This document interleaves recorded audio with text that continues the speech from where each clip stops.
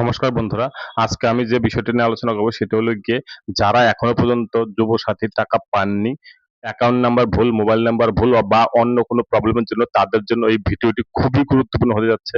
আপনারা জানেন অলরেডি এখনো যুবসাথী প্রকল্পের যে ওয়েবসাইট সেখান থেকে কিন্তু ডাটা এন্ট্রির কাজ চলছে। আপনাদের যেটা দেখাচ্ছি পেজে সেটা হলো গিয়ে ডাটা এন্ট্রি অপারেটররা যেখান থেকে এন্ট্রি করেছে আপনার অফলাইন ফর্মটি সেই ওয়েবসাইট।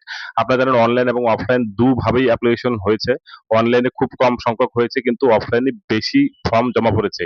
যেটা কিন্তু অলরেডি যারা ডাটা এন্ট্রি অপারেটর ছিল তারা কিন্তু কমপ্লিট করে দিয়েছে।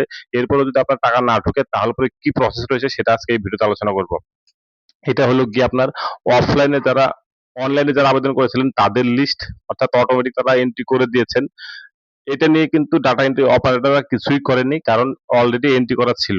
যেহেতু বেনিফিশিয়ারি নিজেই এন্ট্রি করে দিয়েছিল সমস্ত ফর্ম অনলাইনে। এবার অফলাইনে যারা আবেদন করেছিলেন তাদের ফর্মগুলো কিন্তু ম্যানুয়ালি এন্ট্রি করতে হয়েছে ওয়েবসাইটে। এটা দেখুন, অনলাইনে সংখ্যাটাও কম ছিল, 447 দেখাচ্ছে একটা জিবির ক্ষেত্রে। আরেকটা জিবির এই জিবির ক্ষেত্রে যদি আমরা অফলাইন দেখি তাহলে পরে কিন্তু অনেক বেশি সংখ্যক দেখাচ্ছে। সেটা প্রায় আপনার দেখাচ্ছে 1400 সামথিং। তবে বুঝতে পারছেন যে অফলাইনেই মানে বেশি ভিড় ছিল। আপনারা দেখেওছেন সেটা যে কিরকম ভিড় ছিল সেই অফলাইনে।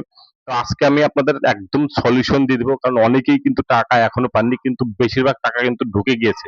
যদি না পেয়ে থাকেন মেসেজ, তাহলে পরে কি করতে হবে সেটা নিয়ে আজকের এই ভিডিও। তো আপনারা প্রথম থেকে লাস্ট পর্যন্ত দেখবেন, আর নতুন হলে সাবস্ক্রিপশন অবশ্যই করে নেবেন। দেখুন, বাংলা যুবসাথী প্রকল্পের জন্য আপনারা জানেন যুবসাথী যে ওয়েবসাইটটি রয়েছে সেখানে যদি আপনি ক্লিক করেন, অর্থাৎ যুবসাথী.ww.gov.in, এই ওয়েবসাইট থেকে আপনি স্ট্যাটাস চেক করার একটা অপশন পেয়ে যাবেন, কিন্তু এখনো স্ট্যাটাস অ্যাভেলেবেল হয়নি। এটার বিকল্প হিসেবে একটা ওয়েবসাইট রয়েছে, সেখান থেকে আপনারা অবশ্যই চেক করে নেবেন, সেটাও দেখিয়ে দিচ্ছি একবার আপনাদের। তো আপনারা জানেন এই যে ওয়েবসাইটটি রয়েছে এইখান থেকেই কিন্তু আপনারা স্ট্যাটাস চেক করতে পারবেন বা অনলাইনেও এন্ট্রি করার অপশন এখান থেকেই ছিল। আর যারা আপনার স্ট্যাটাস চেক করতে চান বা অনলাইনে আবেদন করেছেন অফিসিয়াল লগইনটা, তারাও কিন্তু এই ওয়েবসাইট ইউজ করেছেন। তো এখানে দেখুন দুটো অপশন আছে, অ্যাপ্লিকেশন স্ট্যাটাস আর একটা অ্যাপ্লিকেশন সাবমিশন, আর পাবলিক নোটিশ আর একটা ডিপার্টমেন্ট রিপোর্টস। তো অ্যাপ্লিকেশন সাবমিশন যেটা আছে সেখানে যদি আপনি ক্লিক করেন দেখতে পারবেন যে অটোমেটিক কিন্তু অ্যাপ্লিকেশন ক্লোজ হয়ে গিয়েছে, অর্থাৎ অ্যাপ্লিকেশন সাবমিশন এখন আর চলছে না, যেটা 26শে ফেব্রুয়ারি কিন্তু বন্ধ হয়ে গিয়েছে। এবার আপনি নতুন করে আর আবেদন দিতেও পারবেন না বা মডিফিকেশন যদি কিছু থাকে সেটার জন্য আর আবেদন করার সুযোগ নেই। তো এখন যেটা করতে হবে সেটা হলো স্ট্যাটাস চেক ছাড়া আপনার কাছে আর কোনো বুদ্ধি নেই। আর কি করতে হবে যদি অ্যাকাউন্ট বা মোবাইল নাম্বার বা অন্য কোনো কিছু ভুল ধরা পড়ে তাহলে পরে, বা টাকা যদি না আসে তাহলে পরে, বিভিন্ন রকম ওয়ে রয়েছে অর্থাৎ পদ্ধতি রয়েছে, সেগুলো আজকে আপনারা ভালো করে দেখে নেবেন। দেখুন এখানে no new application or modification will be accepted after the closing time, অর্থাৎ ক্লোজ যেহেতু হয়ে গেছে তারপরে কিন্তু কোনো রকম মডিফিকেশন বা নিউ অ্যাপ্লিকেশন আর নেওয়া হবে না। তো সুতরাং আপনি অ্যাপ্লিকেশন স্ট্যাটাস চেক করে নেবেন প্রথমে। কি করে বুঝবেন যে আপনার ফর্মটি ভুল হয়েছে কিনা সেটা কিন্তু দেখা যায় এই স্ট্যাটাস এর অপশনটিতে ক্লিক করলে পরে। যে অপশনটি দেখাচ্ছে এখন সেটা হলো গিয়ে এরকম যে updated status will be made available soon, অর্থাৎ এখনো পর্যন্ত অ্যাভেলেবল হয়নি, অ্যাভেলেবল হবে। তারপরে কিন্তু আপনি এখান থেকে দেখতে পারবেন আপনার স্ট্যাটাস কি রয়েছে।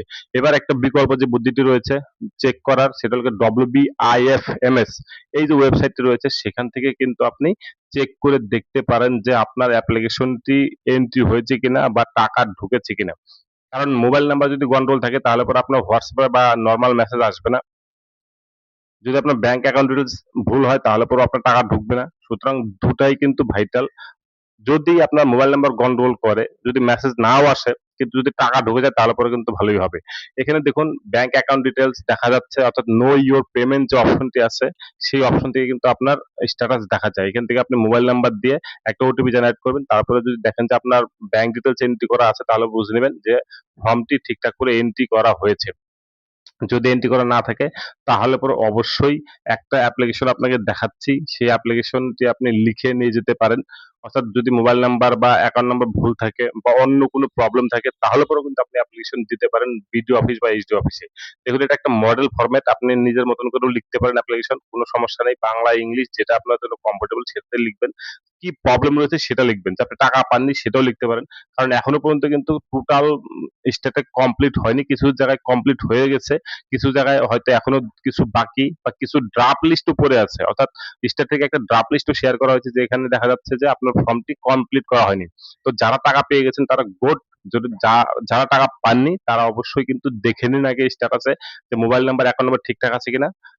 আর যদি না থাকে তাহলে পরে এই অ্যাপ্লিকেশনটি লিখতে পারেন। অর্থাৎ রং মোবাইল নাম্বার বা রং অ্যাকাউন্ট নাম্বার লিখে ঠিক অ্যাকাউন্ট বা মোবাইল নাম্বারটা বসিয়ে এরকম অ্যাপ্লিকেশন করতে পারেন, বা অন্য কোনো যদি প্রবলেম থাকে সেটাও আপনি লিখতে পারেন। অর্থাৎ আপনারা জানেন কতগুলো কন্ডিশন ছিল যেগুলো ফিল আপ না হলে পরে কিন্তু আপনি এই যুবসাথীর টাকা পাবেন না। যেরকম ২১ বছর মিনিমাম বয়স হতে হবে, অ্যাডমিট কার্ড থাকতে হবে, অর্থাৎ মাধ্যমিক পাস মিনিমাম হতে হবে। এই সমস্ত কন্ডিশন গুলো ছিল। তো সেগুলো যদি না থাকে তাহলে পরে কিন্তু আপনি অ্যাপ্লিকেশন করলেও টাকা পাবেন না। কারণ সিস্টেমে সেগুলো অ্যালাও করা হয় না। অর্থাৎ অ্যাডমিট কার্ড ছাড়া বা ২১ বছরের নিচে বা ৪০ বছরের উপরে তারা কিন্তু টাকা পাবেন না। সুতরাং সেগুলো যদি আপনি এলিজিবল হন তাহলে পরে যদি কোনো কিছু গন্ডগোল থাকে তাহলে অবশ্যই এইভাবে আপনি অ্যাপ্লিকেশন লিখতে পারেন। না হলে পরে নিজের মতো করে একটা অ্যাপ্লিকেশন লিখতে পারেন। আরো কিছু ওয়ে আছে অথবা রাস্তা আছে যেগুলো আপনি অবশ্যই করে রাখতে পারেন যদি আপনি যুবসাথীর টাকা এখনো পর্যন্ত না পেয়ে থাকেন। আর ৩-৪ টা দিন বা ১ সপ্তাহ ওয়েট করুন, দেখুন টাকা ঢোকে কিনা। যদি না ঢোকে তাহলে পরে অবশ্যই আপনারা এই যে প্রসেস গুলো দেখাচ্ছি সেটা করে রাখবেন। দেখুন এখানে যুবসাথী প্রকল্পের একটা ওয়েবসাইট আছে যেখানে একটা অ্যাসিস্ট্যান্ট নাম্বার অর্থাৎ হেল্প ডেস্ক নাম্বার দেওয়া আছে 6292492224, তারপর ৪ টা ৮, তারপর একটা ইমেইল আইডি দেওয়া আছে। আপনারা কিন্তু এই যে নাম্বারগুলো সেখানে কমপ্লেইন করতে পারেন যে কেন টাকা ঢোকেনি বা কি আপনার অবস্থা রয়েছে এখন স্ট্যাটাসে। আর যুবসাথীর যে মেইল আইডি রয়েছে সেখানেও কিন্তু আপনি মেইল করে ডিটেইলস জানাতে পারেন যে আপনি অ্যাপ্লিকেশন করেছিলেন, সব কিছু ঠিকঠাক আছে, এলিজিবল আপনি, কিন্তু এখনো টাকা পাননি। কেন পাননি সেটা বলতে পারেন। তার আগে যেটা করতে পারেন আপনারা অবশ্যই বিডিও অফিসে ডাইরেক্ট গিয়ে কথা বলতে পারেন। অ্যাপ্লিকেশন যেটা দেখলাম সেটা লিখে নিয়ে যেতে পারেন। ডকুমেন্ট সমস্ত কিছু নিয়ে যাবেন। কেন পাননি সেটা জানাবেন। অনেকেরই দেখা যাচ্ছে যে অ্যাকাউন্ট নাম্বার ভুল, অন্য কারো অ্যাকাউন্ট বসিয়ে দেওয়া হয়েছে। মোবাইল নাম্বার ভুল, এরকম অনেক প্রবলেম দেখা যাচ্ছে বা ড্রাফট লিস্টে রয়েছে সেজন্য আপনি টাকা পাচ্ছেন না।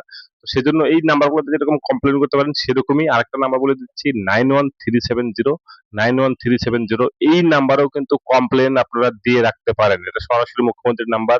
এখানে কমপ্লেইন করলেও ব্লকে সেই লিস্ট চলে আসবে। তারা কিন্তু ইনভেস্টিগেশন করবে আপনার অ্যাপ্লিকেশনটি। তারপরে কিন্তু তারা ডিসিশন নিয়ে আপনার অ্যাপ্লিকেশনটি সলিউশন বের করে দিতে পারবে। আপনাদের বললে কি হাজার, হাজার ফর্ম জমা পড়েছে সেখান থেকে কিন্তু আপনার যে ফর্মটি ছিল সেটা এখন এই মুমেন্টে বের করা কিন্তু খুবই টাফ। কিছু ব্লক হয়তো ঠিকঠাক করে সাজিয়ে গুছিয়ে রেখেছে জিপি ওয়াইজ বা ওয়ার্ড ওয়াইজ, কিন্তু বেশিরভাগ ক্ষেত্রে কিন্তু ফর্মগুলো খুঁজে পাওয়া খুবই টাফ। আর হিউজ সংখ্যক ডাটা এন্ট্রি অপারেটর সেগুলো এন্ট্রি করেছে, সেজন্য কিন্তু ফর্মগুলো পাওয়া সত্যিই টাফ। তো আপনার যেগুলো রাস্তা বললাম সেগুলো অবশ্যই করে রাখুন। কেন টাকা পাননি আমাকে কমেন্টে লিখে জানান। আর আপনারা অবশ্যই চ্যানেলটিকে সাবস্ক্রাইব করে রাখবেন। ভালো লাগলে লাইক, কমেন্ট, শেয়ার তো করবেনই। আর কি প্রবলেম রয়েছে সেটা নিয়ে অবশ্যই বিডিও অফিসে গিয়ে ডকুমেন্ট নিয়ে যোগাযোগ করুন। ধন্যবাদ।